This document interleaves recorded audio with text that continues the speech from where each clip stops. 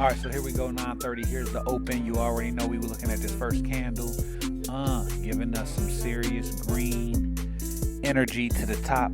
I mean, in hindsight, opened at 372. We seen that candle actually form at 373, and it's going up here to touch the 375.50 mark. Okay, so we already got that marked off as a level of resistance, but if you notice that blue line at 375.51, that line represents the low of the previous 45 minutes of the last day.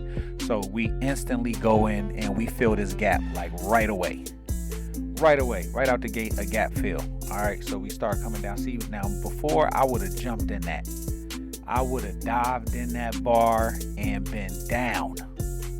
Look at how fast that pulled back in 1 minute. That's how you lose hundreds of dollars in a minute right there. That move from 373, from right here 373 all the way to 375.50, and then it comes back down. Nasty work. All right, so again, that's why we are being patient. Now, I'm not as patient as I need to be, but I'm much more patient than I ever was. Okay, so I'm definitely getting 1% better every day. Now look at this, boom, red candle to the other side. So from my experience, it's kind of too early to call it, but I almost want to say that once we see a power green bar like that, and then it flips to red, then we are going down. I want to say that. I don't have enough evidence to support that, but that is my thesis. Okay, so we're going to look out for that as we continue to post these money and minute plays. Okay, so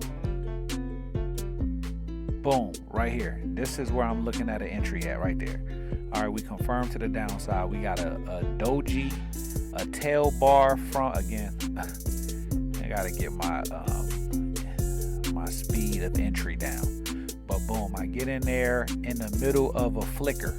So a flicker is kind of like a pullback with pressure. So it's a pressured pullback. I call it a flicker.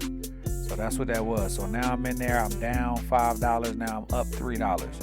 So far, this feels like a good entry. We're still on a 2-minute time frame. It could possibly go back up to retest that resistance, but it's also likely that we are going down to the bottom. Okay, we are going down to the bottom. So we looking to test this 368 range. You see 368.80 over here on the side.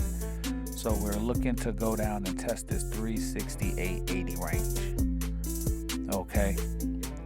So it's a combination of, and this is the thing. This is, and anybody who does this and feels like you are further along than me, please advise me on what is your determining factor as far as when do you just take the profit when you see the profit, and when do you stay in the play until it either hits your target or your stop loss.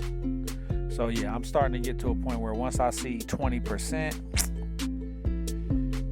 I'm gonna go ahead and take that 20%, especially with Tesla, because 20% is normally a decent amount considering the cost to get in these plays. So this was a 360 put that was about 160 when I bought it.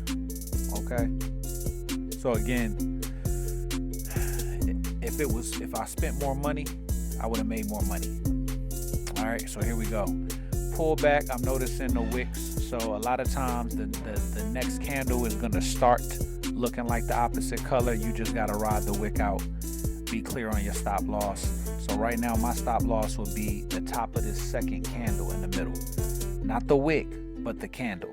All right, so that's where my stop loss will be, about 372.21. That's why I have my mouse there, my cursor, because if we close above 372.21, I'm out of the play. I'm done. Finito, finish. All right, one candle. Yesterday I talked about, should the stop loss be the one candle stop, or should it be at the beginning of the move? Because sometimes you enter the move late. So should the stop loss be at 375.50 at the resistance, or should the stop loss be at this candle? I'm gonna say it's all about what you can afford to lose. So I got some rules. I have a max loss of $30. Yesterday I respected it. So this is my fourth trade of the month. My fourth scalp trade of the month, should I say. I have some swing trades that's in. I don't have a leap, but this is a scalp. So I've been doing about a scalp a day. Today I tried to do 2 and it didn't work out for me, but it's okay. So all right, here we go. So we just watching these candles form again. We looking for a flush to the downside, or we looking to take out the red bar. Now I got in on that red bar, so this trade was hired, and you will be fired if you take out, if you lose position. So now I moved over to the 5-minute chart. Now the 5-minute chart looks a little bit more same thing, but it's still confirming. So instead of us having 4 candles, we only got 2. All right. So the 5-minute is a little bit more of a confirmation chart than the 2-minute, because the 2-minute will cross you up like Kyrie Irving. You know, the 5-minute is a little bit more fundamental. You know, it's still a professional, but you know, more like a Tim Duncan kind of scenario. You know, quick but not crazy fast.